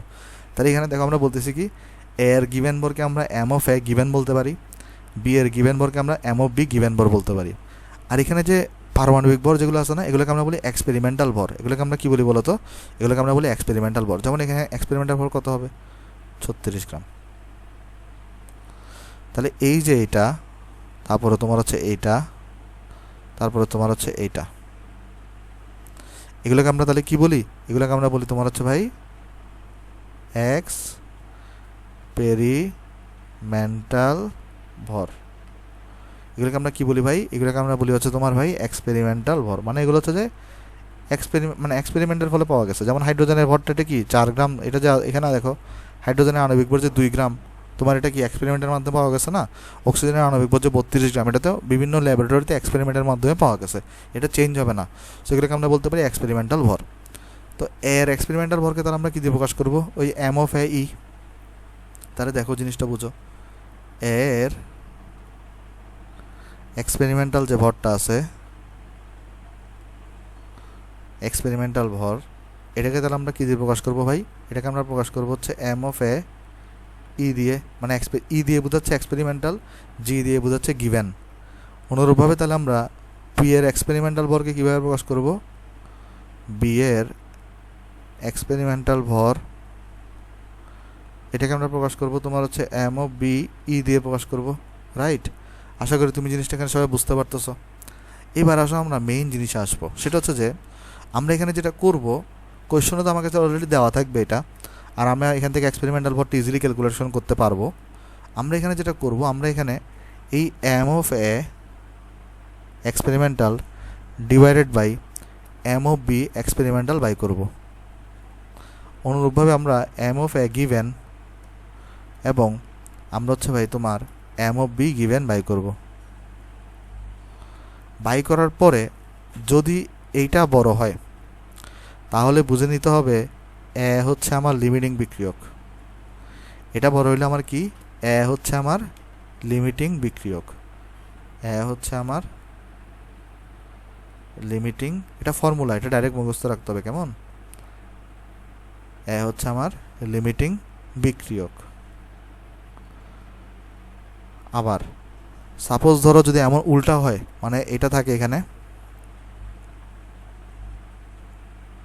সাপোজ যদি উল্টা ঘটনা ঘটে, অর্থাৎ এটা যদি ছোট হয়, তখন সেই ক্ষেত্রে হচ্ছে আমার বি হচ্ছে আমার লিমিটিং বিক্রিয়ক। অর্থাৎ এটা যদি ছোট হয় তখন এটা হচ্ছে আমার বি হচ্ছে আমার এখানে লিমিটিং বিক্রিয়ক। তার মানে এটা হচ্ছে, এই দুইটা হচ্ছে আমার এখানে ভাই ইম্পর্টেন্ট ফর্মুলা। আমরা বলছিলাম না আমরা ফর্মুলা দাঁড় করাবো এখানে, এইটা দুইটা হচ্ছে আমার ইম্পর্টেন্ট ফর্মুলা। আমি তোমাকে চলো এটা বুঝাই দিচ্ছি ভাই কি করতে হবে এখানে, এবং দেখবে ম্যাথ করতে করতে এটাই সবচেয়ে তোমার কাছে ইজি হয়ে গেছে। ওকে, এই যে ফর্মুলাটা শিখাইছি এটা, এটা প্রথম প্রথম একটু হয়তো কঠিন লাগতেছে, কিন্তু এটা দেখবা ম্যাথ করতে করতে এটাই তোমার কাছে ইজি হয়ে গেছে। এটা খুব একটা কঠিনও না আসলে, সত্যি কথা বলতে।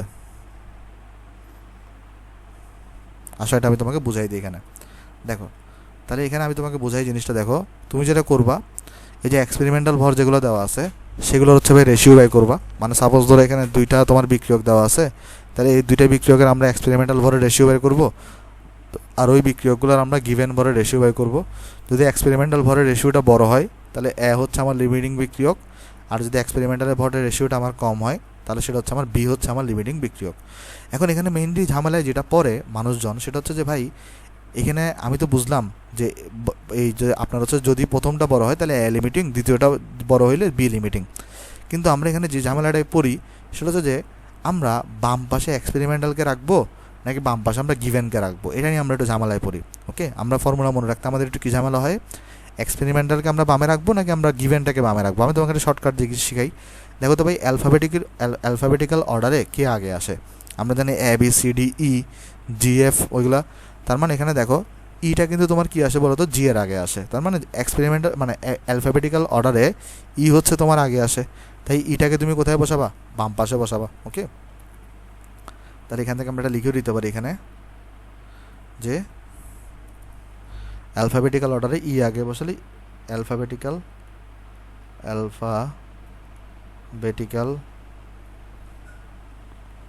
অর্ডারে ই আগে আসে,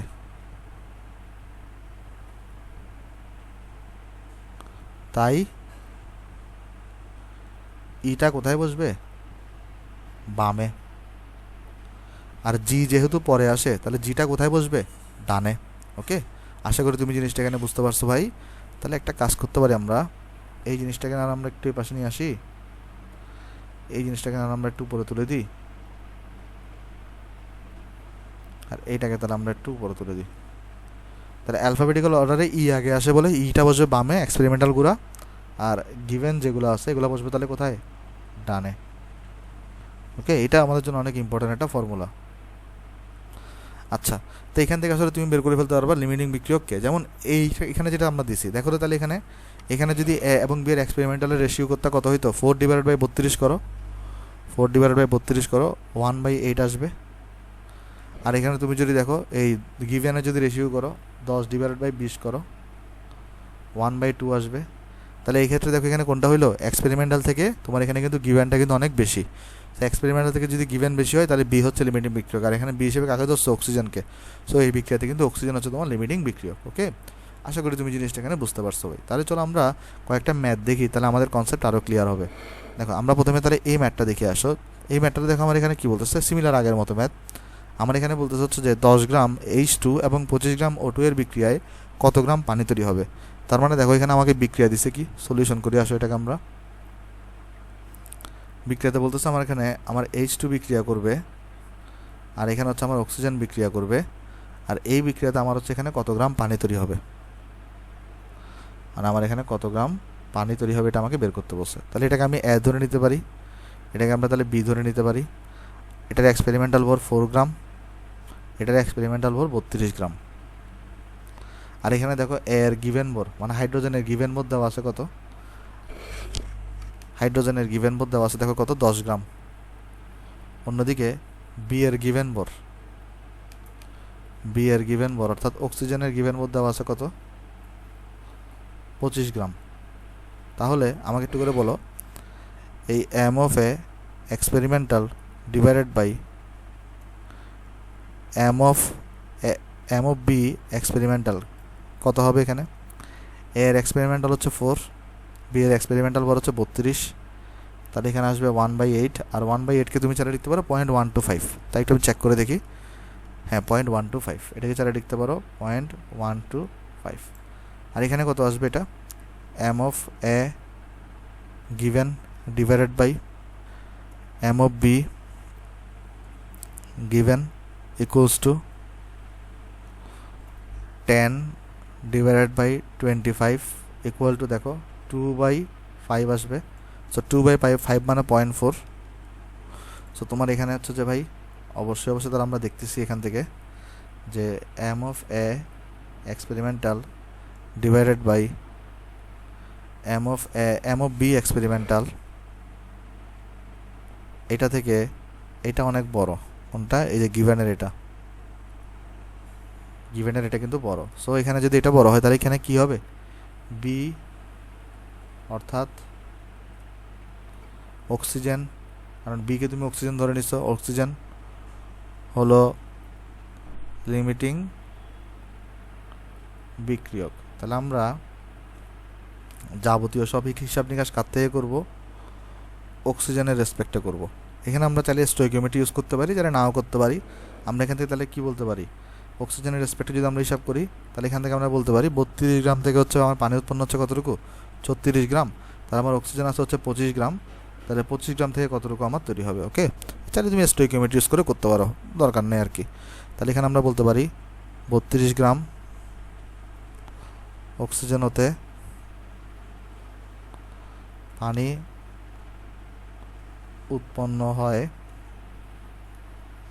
36 গ্রাম। আশা করি তোমাদের এবার সোজা লাগতেছে ভাই সিস্টেমটা। তাহলে সুতরাং 25 গ্রাম অক্সিজেন হতে পানি উৎপন্ন হয়, এগুলো কিন্তু তোমার বইতে নাই। সো না থাকলেও তোমার একটু পড়ে ফেলতে হবে, কারণ আমরা তো তুমি অ্যাডমিশনে যদি আসে তো তুমি তো তখন পরীক্ষার হলে আন্দোলন করতে পারবে না, তোমার পড়তে হবে। 36 × 25 ডিভাইডেড বাই 32 এত গ্রাম। তাহলে এটা কত আসবে দেখো, 36 × 25 ডিভাইডেড বাই 32, সেটা আসবে হচ্ছে আমার কাছে এখানে 28 তোমার এখানে 125 গ্রাম, 28.125 গ্রাম। সো এটা হচ্ছে আমার কাছে এখানে আনসার।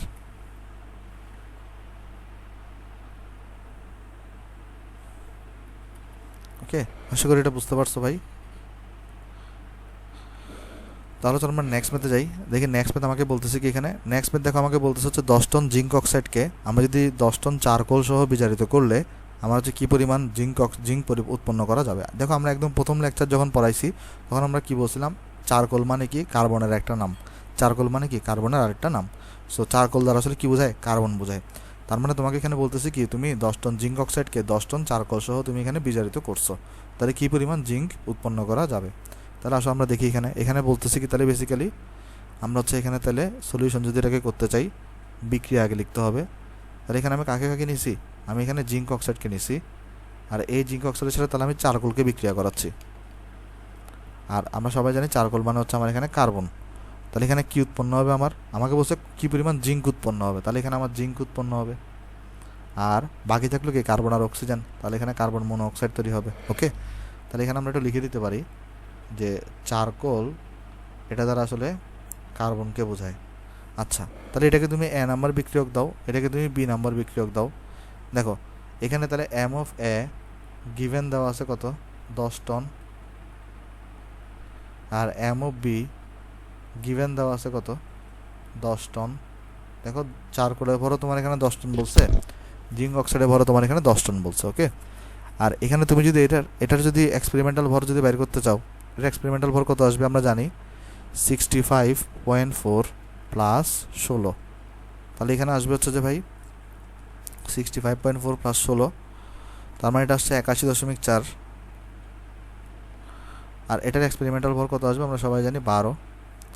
তাহলে আমরা এখন তাহলে কী বের করবো, ফার্স্টে এম অফ এক্সপেরিমেন্টাল, যেহেতু দোনোটার ভর দেওয়া আছে তাহলে আমার চেক করা লাগবে কে লিমিটিং বিক্রিয়ক, আর আমাকে এখানে বের করতে হবে তাহলে কি জিঙ্ক কী পরিমাণ উৎপন্ন হবে। দেখো একটা যদি দেওয়া থাকতো তাহলে সমস্যা ছিল না, আমি স্টোইকিওমেট্রি দিয়ে করে ফেলতে পারতাম, কিন্তু আমার যেহেতু দুইটা দেওয়া আছে আমার তাহলে চেক করা লাগবে কে লিমিটিং বিক্রিয়ক। ওকে, মানুষজন চেক না করে অঙ্কটা করে ফেলে, একটু ভুল করে ফেলে জন্য। 4/12, সেখানে আমার কত আসবে, এটা 12 হলে 6.783। আর অন্যদিকে তুমি যদি M of A given divided by M of B given যদি করো, দোনোটা হচ্ছে ভাই 10 করে, টন তো কাটা যাবে, সেজন্য আর এককটি চিন্তা করা লাগবে না, 10 আর 10, তাহলে এটা 1 হবে। তাহলে এখানে আমরা স্পষ্ট দেখতেছি এই যে এক্সপেরিমেন্টাল থেকে এইটা অনেক ছোট, গিভেনটা ছোট, তার মানে এক্সপেরিমেন্টাল বড়।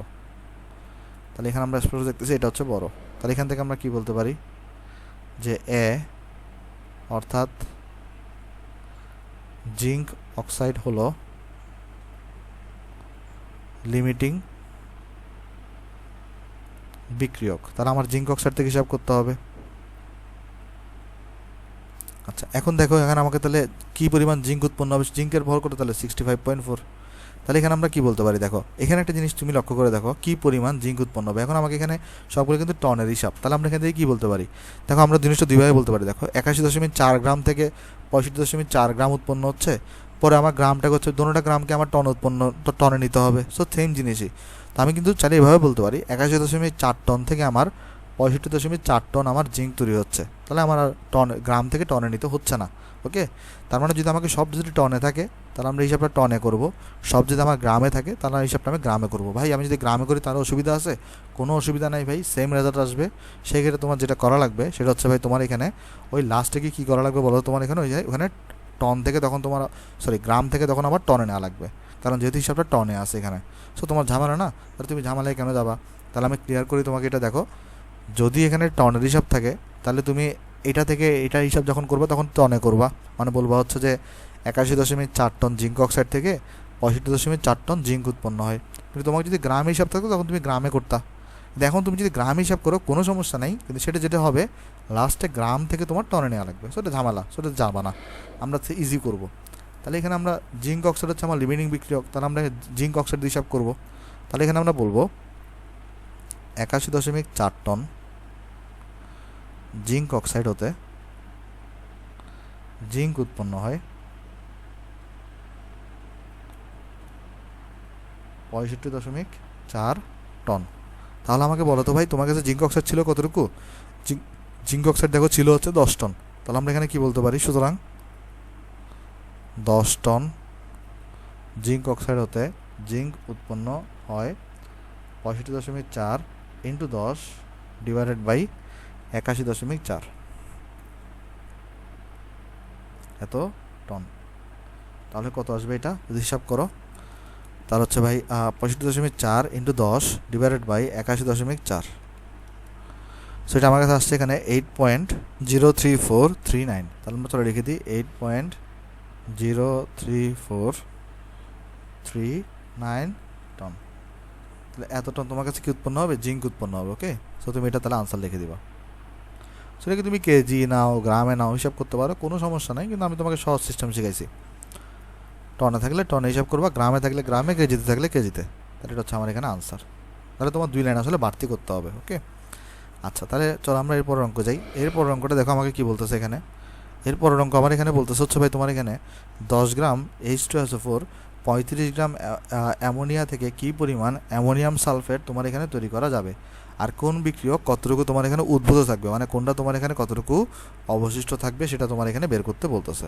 তাহলে এখানে বিক্রিয়াটা কার কার মধ্যে হচ্ছে, এখানে দেখো বলছে কি 10 গ্রাম H2SO4 35 গ্রাম অ্যামোনিয়া থেকে, মানে অ্যামোনিয়া আর হচ্ছে তোমার H2SO4 এর মধ্যে তাহলে বিক্রিয়া হচ্ছে, আর সেখান থেকে তাহলে কী পরিমাণ তোমার অ্যামোনিয়াম সালফেট উৎপন্ন করা যাবে।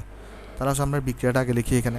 তাহলে এখানে আমার বিক্রিয়াটা কী আসবে দেখো, সলিউশন যদি এটাকে আমরা করতে চাই, তাহলে এখানে দেখো আমার এখানে ভাই এই যে H2SO4, তাহলে এটা তাহলে কার সাথে রিয়াকশন করতেছে? অ্যামোনিয়ার সাথে। তাহলে NH3 সাথে রিয়াকশন করতেছে, আর এখান থেকে কী তৈরি হবে? তাহলে অ্যামোনিয়াম সালফেট তৈরি হবে। তাহলে এখান থেকে আমার তৈরি হবে হচ্ছে ভাই তোমার NH4 অ্যামোনিয়াম সালফেট আমার এখানে তৈরি হবে। তাহলে দেখো এখানে NH4 আছে, তাহলে এখানে এটা কী দিতে হবে? তোমার 2NH3 দিতে হবে। আর আশা করি বাকিটুকু সমতা হয়ে গেছে। হ্যাঁ, দেখো এখানে সমতা কীভাবে হয়েছে, এই যে সালফেট একটা আছে, হাইড্রোজেন এখানে 8টা আছে, এখানে 6টা, এখানে 2টা, 8টা, ঠিক আছে, সমতা হয়ে গেছে। তাহলে এটাকে তুমি হচ্ছে ভাই A নাম দাও, এটাকে তুমি হচ্ছে ভাই B নাম দাও। এটার এক্সপেরিমেন্টাল ভর 98, এটার এক্সপেরিমেন্টাল ভর কত হবে? নাইট্রোজেন হচ্ছে ভাই 14 হয়, 14 আর 3 17 হয়, 17 আর 2 গুণ করলে 34 হয়। আর এখানে দেখো এখানে এর তাহলে গিভেন ভর দেওয়া কত? এম অফ এ গিভেন দেওয়া হচ্ছে ভাই তোমার এখানে 10 গ্রাম, আর তোমার এখানে তাহলে এম অফ বি গিভেন, মানে অ্যামোনিয়ার ভর এম অফ বি গিভেন, এটা দেওয়া আছে কত?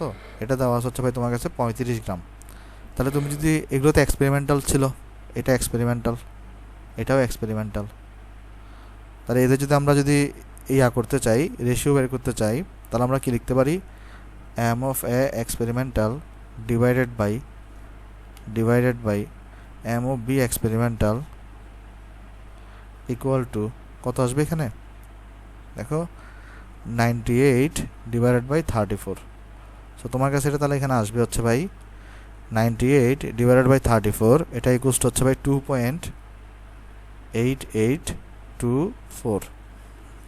তারপর এম অফ এ গিভেন আবার এম অফ বি গিভেন, এটা কত আসবে? এটা আসবে হচ্ছে আমার কাছে এখানে এই 10 ডিভাইডেড বাই 35। মানে এটা করলে তোমার দেখো না, নাহলে তোমার টেনশন করতে, যেমন এই ক্যালকুলেশনটা, এটা কিন্তু তুমি 9-10 সিস্টেম আসলে করলে তোমার জন্য ভুল হওয়ার চান্স প্রায় 70%, মানে ভুল কোনটা লিমিটিং বিক্রিয়ক বের করে। কিন্তু তুমি এই সিস্টেমে করলে তোমার কোনো কিছু চিন্তাই করা লাগতেছে না, তুমি জাস্ট ম্যাথের মধ্যে বসাচ্ছ, ম্যাথে জাস্ট তোমাকে আনসার যেটা দিবে সেটা দেখে তুমি ডিসাইড করতে পারতেছো কোনটা লিমিটিং বিক্রিয়ক। সো এটা তোমার জন্য বেশি সুবিধাজনক। তাহলে এটা কত আসবে? 10 ডিভাইডেড বাই 35, তাহলে এটা আসবে তোমার কাছে 0.2857। তাহলে যেহেতু আমার এক্সপেরিমেন্টালটা বড়, তাই এখানে আমার অবশ্যই কী হবে? এই মানে H2SO4টা আমার লিমিটিং বিক্রিয়ক হবে। তাহলে এখানে আমরা কি বলতে পারি? যেহেতু আমার এইটা এটা থেকে বড়, এটা থেকে আমার বড়, অর্থাৎ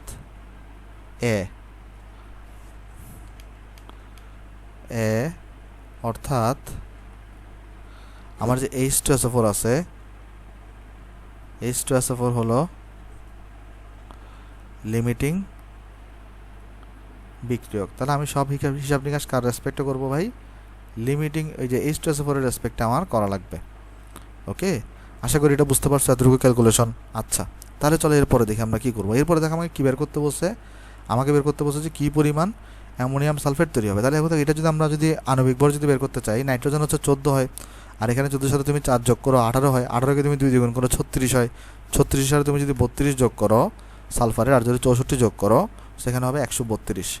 তাহলে এটা কত হবে? 132। আর সব হিসাব নিকাশ যেহেতু এখানে গ্রামে দেওয়া আছে, তাহলে এখান থেকে আমরা বলতে পারি, আর হাইট আমরা H2SO4 এর রেসপেক্টে বের করবো, তাহলে আমরা বলতে পারি 98 গ্রাম H2SO4 হতে NH4 তৈরি হয় 132 গ্রাম। তাহলে H2SO4 আমার ছিল কতটুকু, দেখো কোশ্চেনে দেওয়া আছে 10 গ্রাম। তাহলে সুতরাং 10 গ্রাম H2SO4 হতে NH4 উৎপন্ন হয় 132 into 10 divided by 98, just simple ঐকিক নিয়ম, ডিভাইডেড বাই 98, তাহলে এত গ্রাম। তাহলে কত গ্রাম আসবে দেখো তো এখানে, 132 ইন্টু 10 ডিভাইডেড বাই 98, সেটা আমার কাছে এখানে আসছে ভাই তোমার 13.469, 13.469 গ্রাম। ওকে, আমি যদি একটু ক্যালকুলেশন একবার ঠিক করে দেখি, সেখানে 132 ইন্টু 10 ডিভাইডেড বাই 98, হ্যাঁ 46938 আছে, আর দরকার নেই, এতটুকু গ্রাম। আচ্ছা, তাহলে এখানে দেখো এতটুকু তাহলে তোমার উৎপন্ন করা যাবে। ওকে, আশা করি তুমি জিনিসটা এখানে বুঝতে পারছো ভাই। তাহলে এটা হচ্ছে আমার এখানে আনসার, তাহলে এটা হচ্ছে আমার এখানে আনসার, কারণ আমাকে এটা বের করতে বলছে একটা। ওকে, এটা আমার একটা গেল। এরপর দেখো তো আমাকে কি বের করতে বলছে, আমাকে বের করতে বলছে যে কোন বিক্রিয়ক কতটুকু উদ্ভূত থাকবে, কোন বিক্রিয়ক কতটুকু উদ্ভূত থাকবে, এটা আমাকে বের করতে বলছে। এখন দেখো, যেহেতু আমার H2SO4 তোমার লিমিটিং বিক্রিয়ক, তাই এটা কোনোটুকুই বাকি থাকবে না, তাহলে H2SO4 সম্পূর্ণরূপে মানে তোমার হচ্ছে যে ভাই শেষ হয়ে যাবে। ওকে, তাহলে আমরা এখানে লিখতে পারি এরকম যে যেহেতু H2SO4 লিমিটিং বিক্রিয়ক,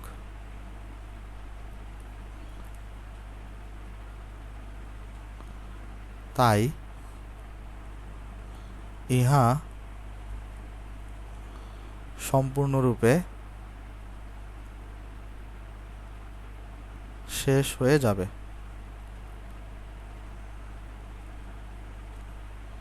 অর্থাৎ অবশিষ্ট উদ্ভূত মানে কি, উদ্ধৃত মানে হচ্ছে অবশিষ্ট, কতটুকু থাকবে আর কি অবশিষ্ট, অবশিষ্ট H2SO4 0 গ্রাম। ওকে, সেটা হচ্ছে আমার একটা আনসার। তাহলে H2SO4 0 গ্রাম আছে, তাহলে আমার চেক করা লাগবে যে ওই যে বাকিটা কতটুকু অবশিষ্ট থাকবে। আমরা জানি বাকিটা অবশিষ্ট অবশ্যই থাকবে। এখন এটা আমরা কীভাবে করবো, ইজি একদম ভাই। আমরা এখানে বলবো যেরকম যে 98 গ্রাম H2, কারণ দেখো আমি বলছি সব হিসাব নিকাশ কিন্তু H2SO4 এর রেসপেক্টেই করতে হবে। আমরা তখন বলবো 98 গ্রাম H2SO4 এর সাথে বিক্রিয়া করে 34 গ্রাম তোমার হচ্ছে অ্যামোনিয়া, তাহলে 10 গ্রামের সাথে কতটুকু বিক্রিয়া করবে, তাহলে বিক্রিয়া করবে ধরো 35 গ্রাম থেকে কম, তাহলে যতটুকু কম মানে কম করবে সেটা হচ্ছে অবশিষ্ট থাকবে, রাইট। মানে যে পার্থক্য যেটা হবে সেটা হচ্ছে আমার অবশিষ্ট থাকবে। তাহলে আমরা সেটা করি। তাহলে এখানে আমরা বলতে পারি তোমার হচ্ছে যেখানে যে 98 গ্রাম সব H2SO4 এর রেসপেক্টেই করতে হবে, যে লিমিটিং বিক্রিয়ক তার রেসপেক্টে বিক্রিয়া করে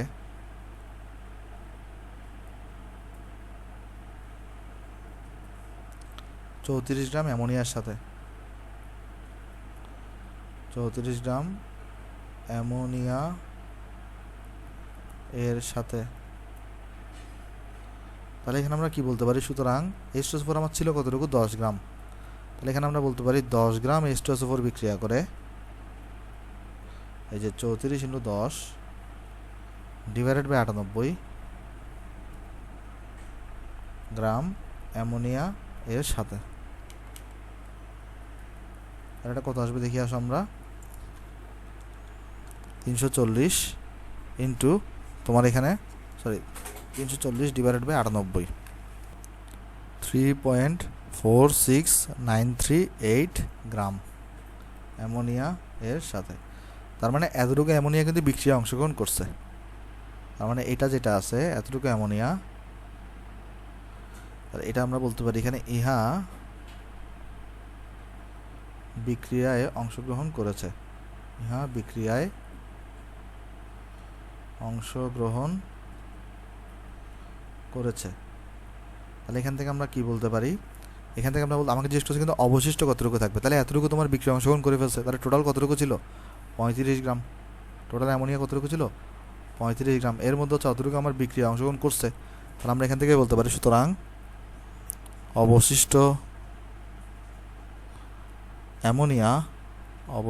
অ্যামোনিয়া ইকুয়াল টু, আমার অ্যামোনিয়া ছিল কতটুকু 35 গ্রাম, তাহলে ওই 35 থেকে তাহলে তুমি 3.46938 বাদ দিয়ে দাও, তাহলে এতটুকু আমার বিক্রি অংশগ্রহণ করে ফেলছে। তাহলে 35 মাইনাস 3.46938, সেটা আমার আসবে 31.53। তোমার এখানে 0.62 গ্রাম। তাহলে এতটুকু হচ্ছে আমার অ্যামোনিয়া অবশিষ্ট থাকবে। ওকে, সো এটা হচ্ছে আমার এখানে ম্যাথ। আশা করি আমি ম্যাথটা বুঝতে পারছো। এখানে এটা হচ্ছে আমার এখানে আনসার। তো লিমিটিং বিক্রিয়ক নিয়ে মেবি এই কয়টাই ম্যাথ আছে, আমি তো চেক করে দেখি একটু। তাহলে এটা হচ্ছে আমার এখানে আনসার। আশা করি এটা বুঝতে পারছো। হ্যাঁ, আমরা হচ্ছে নেক্সট দিন হচ্ছে টাইট্রেশন পড়বো, টাইট্রেশন আমরা স্টার্ট করবো। আজকে আসলে আমাদের সময় কম। সো আজকে ভিডিও তোমার ভালো লাগলে তুমি ভিডিওতে লাইক করতে পারো, ভিডিওটা তোমার বন্ধুদের সাথে শেয়ার করতে পারো, চ্যানেলে নতুন হলে চ্যানেলে সাবস্ক্রাইব করতে পারো। তাহলে সবাই ভালো থাকবেন ভাই। আসসালামু আলাইকুম।